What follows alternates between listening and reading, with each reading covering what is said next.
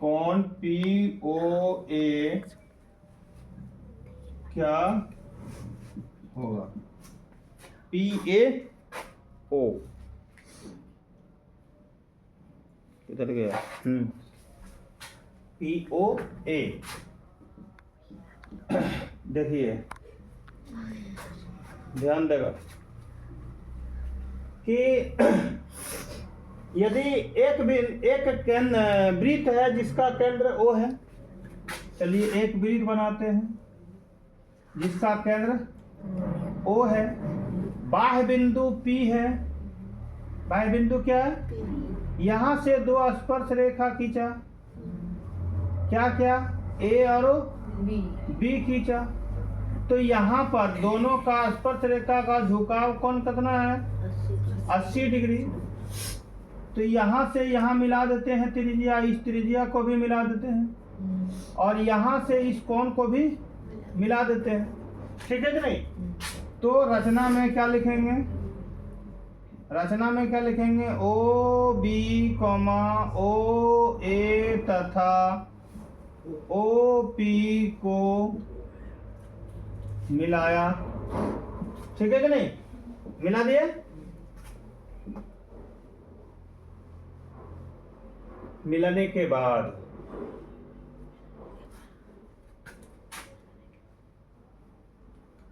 अब ध्यान दीजिएगा, चतुर्भुज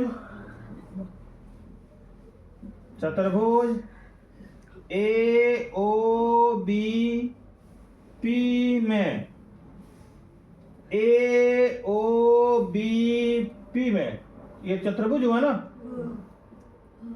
कौन ए प्लस कौन ओ प्लस कौन बी प्लस कौन पी बराबर 360 होता है। ए में कितना होगा? 90 डिग्री। बी में भी ए में 90, ओ में पता नहीं, बी में 90, पी में 80 बराबर 360। कहाँ से? तो हम कुछ लिख देते हैं प्रमेय से। प्रमेय से क्या? प्रमेय से, प्रमेय से ही ये 90 डिग्री और ये 90 डिग्री हुआ। ठीक है कि नहीं? इसलिए कौन ओ का नाम क्या है? ए ओ बी।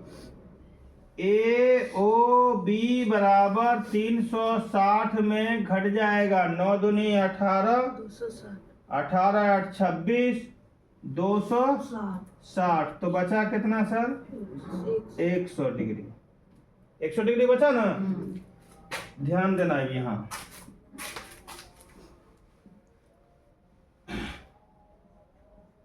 जहां, ठीक है, कौन ए ओ पी बराबर कौन बी ओ पी, ये भी प्रमेय से बराबर है।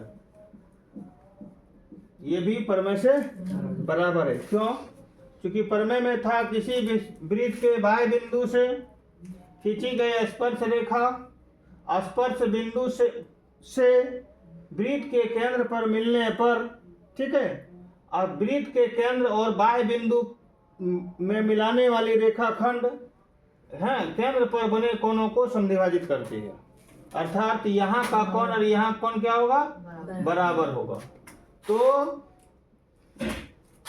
चूंकि ध्यान दीजिएगा कोण ए ओ बी बराबर 100 डिग्री निकला है। निकला है कि नहीं? और ये कोण और ये कोण बराबर है। ठीक है, तो हमको निकालना है कौन पी ओ ए। तो पी ओ ए चाहे ए ओ पी यही है ना। तो क्या ये कौन और ये कौन बराबर है? तो यहाँ पर थोड़ा सा ध्यान दो कि कौन ए ओ बी बराबर दो को कौन है? एक कौन है ए ओ पी और दूसरा होगा बी ओ पी। तो हम लिखेंगे कौन ए ओ पी प्लस कौन बी ओ पी बराबर 100 हो गया। अब ये दोनों कौन बराबर भी है तो हम 2 बार लिख सकते हैं कौन ए ओ पी, लिख सकते हैं कि नहीं? बराबर कितना हो गया 100। 2 से कटा दीजिए कितना हो गया 50।